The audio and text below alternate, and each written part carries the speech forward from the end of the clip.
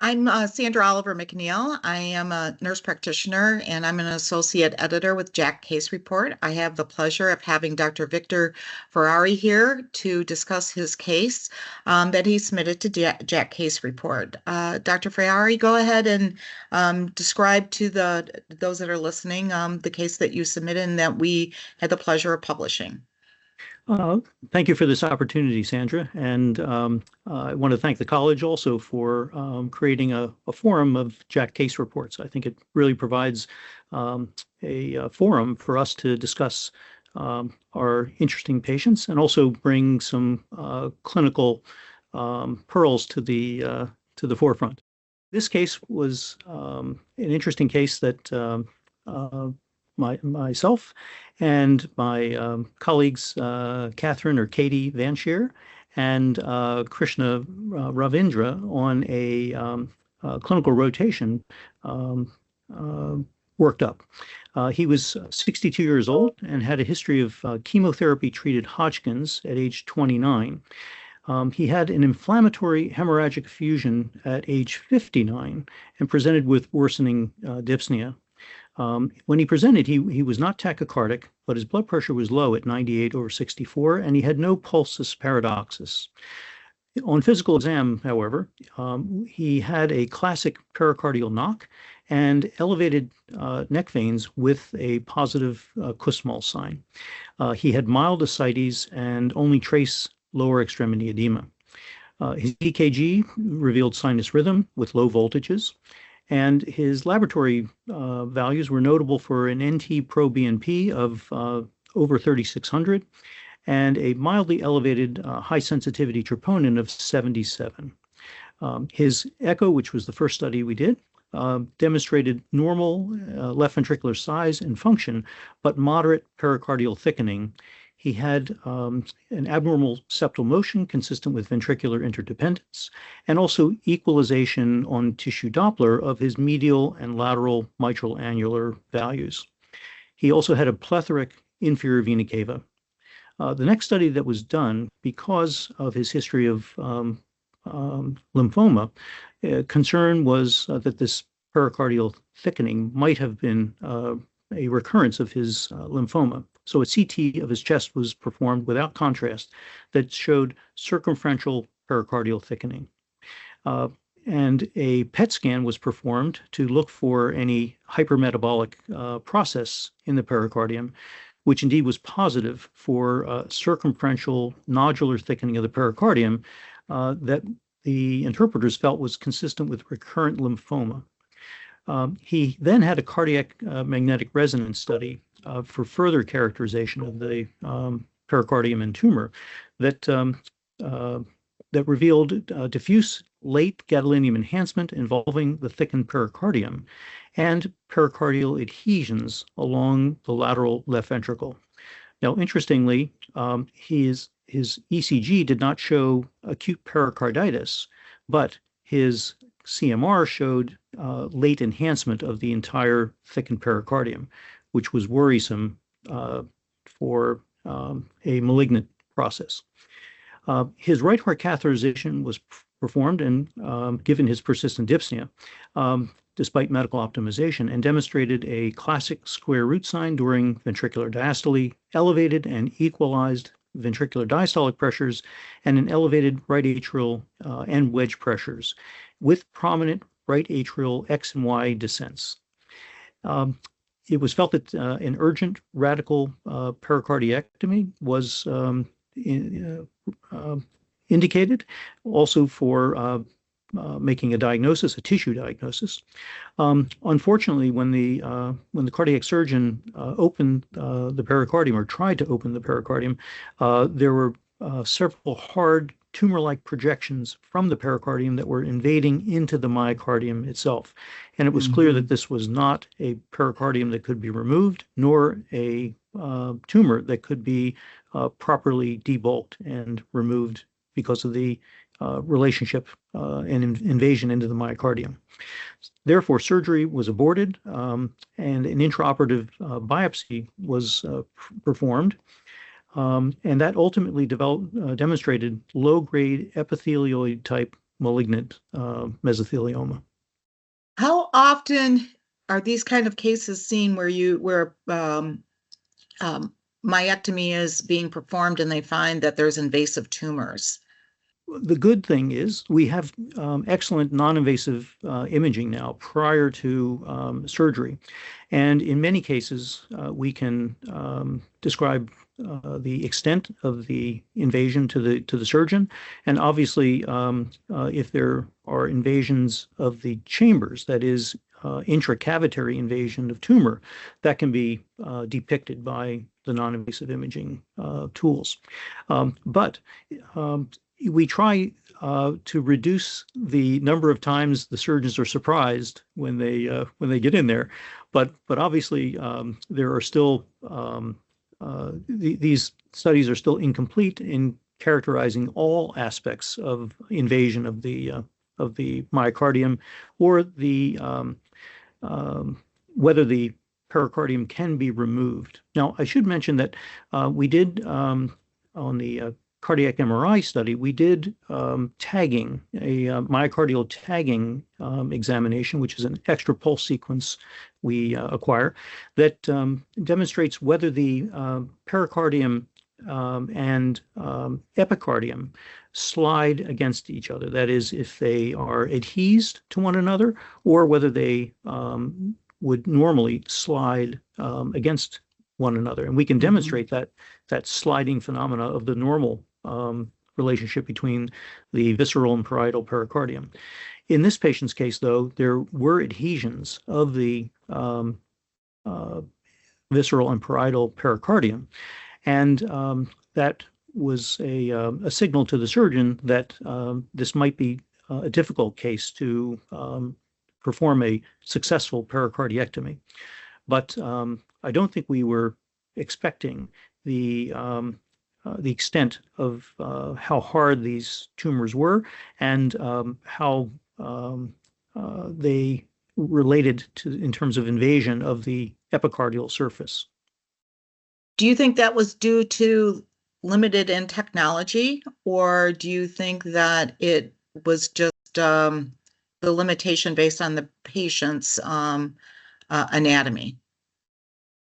I think there's still room for improvement in the technology, and again, there's still tools that we would like to develop that can distinguish the degree of invasion of the myocardium.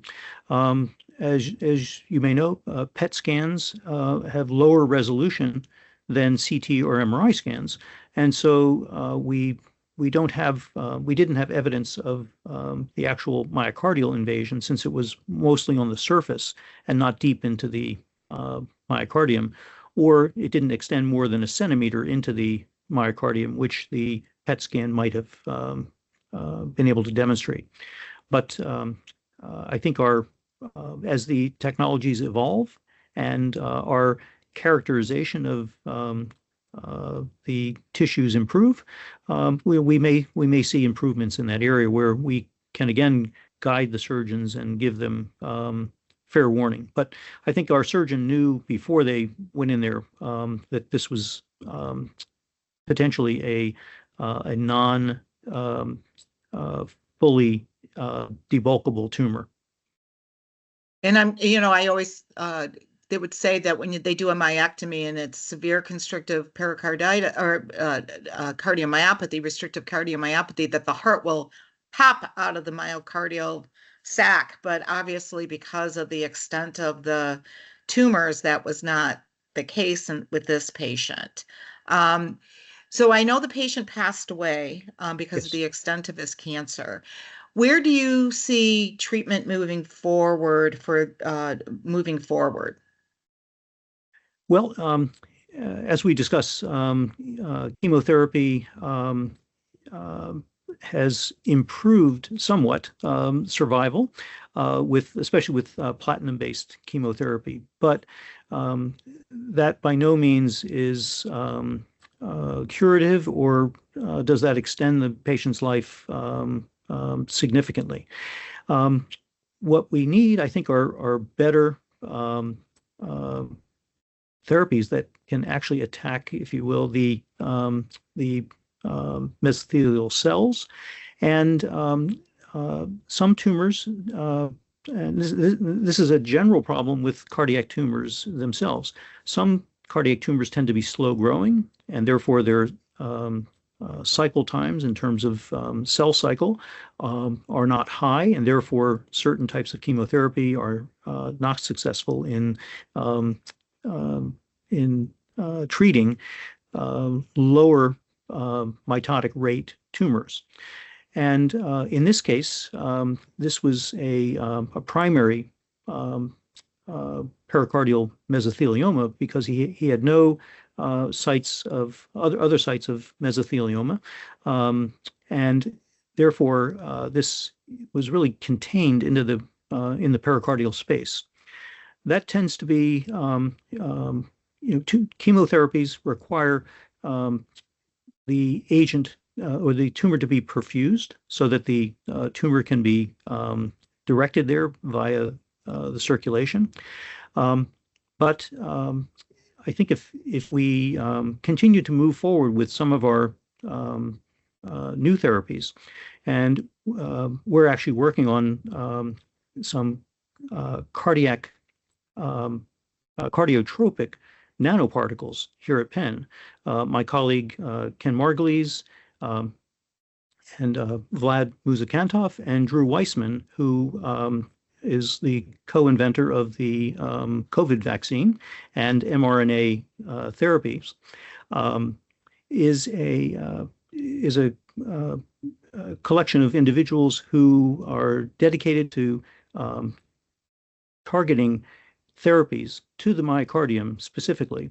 And cardiac tumors are some of the hardest tumors to treat. They are notorious for not having good prognoses and for being unfortunately shortening people's lives and often young people's lives. So potentially linking drug therapies to a cardiotropic nanoparticle, that is a nanoparticle that targets the heart itself, and they can be designed to target different parts of the heart potentially, but often the myocardium is a primary target right now with regard to modulating cardiac function in the work that we're doing.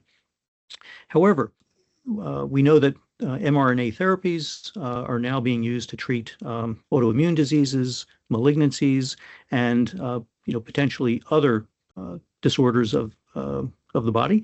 But in this case, we're hoping that a targeted therapy such that the systemic toxicity of standard chemotherapy, which often limits, I should say, conventional chemotherapy, which often limits the amount of drug that we can deliver to a tumor, will hopefully be mitigated somewhat by a organ-directed therapy and an organ-targeted